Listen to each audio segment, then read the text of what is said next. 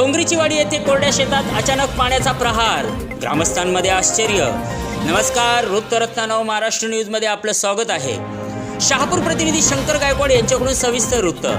नडगाव नांदगाव ग्रामपंचायत हद्दीतील डोंगरीची वाडी या गावामध्ये गेल्या अनेक दिवसांपासून एक आश्चर्यकारक व चर्चेचा विषय ठरलेली घटना घडत आहे।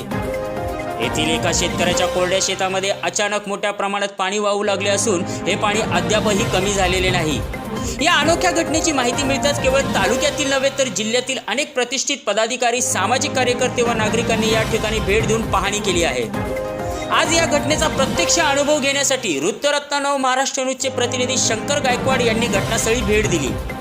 त्यांनी स्वतः शेतात उतरून पाण्याची पाहणी केली असता शेतामध्ये अचानक पाण्याचा जोरदार प्रवाह सुरू असून अनेक दिवसांपासून पाणी अखंड वाहत असल्याचे स्पष्ट झाले।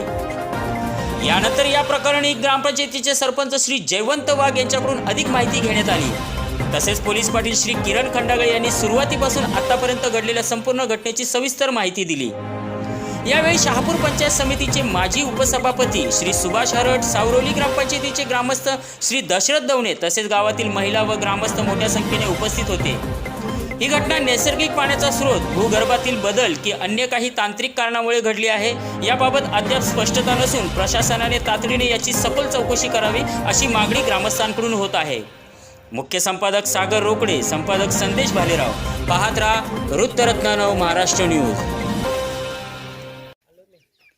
नमस्कार, मी सरपंच जयवंत वाघ, नडगाव ग्रामपंचायत। गेल्या 5-6 दिवसापासून या ठिकाणी भूगर्भामधून पाण्याचं जे उबळे आहेत ते या ठिकाणी यायला लागलेले आहेत आणि अशाच प्रकारचा वाडीच्या पश्चिमेच्या दिशेला अशाच प्रकारचं पाणी त्या ठिकाणून निघत आहे।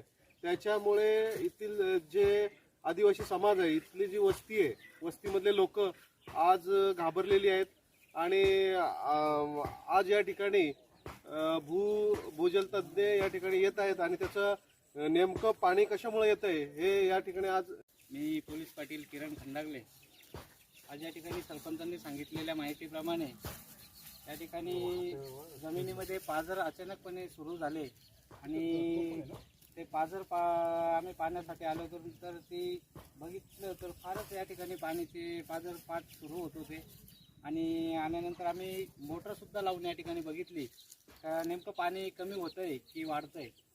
त्यानंतर मोटर लावून आम्ही या ठिकाणी पाणी बघितलं पण पाण्याची पातळी काही कमी होत नव्हती आणि पाणी वाढत राहिलं होतं आणि आजपर्यंत हे पाण्याचे पाझर या ठिकाणी जो झरा आहे तो सुरूच आहे।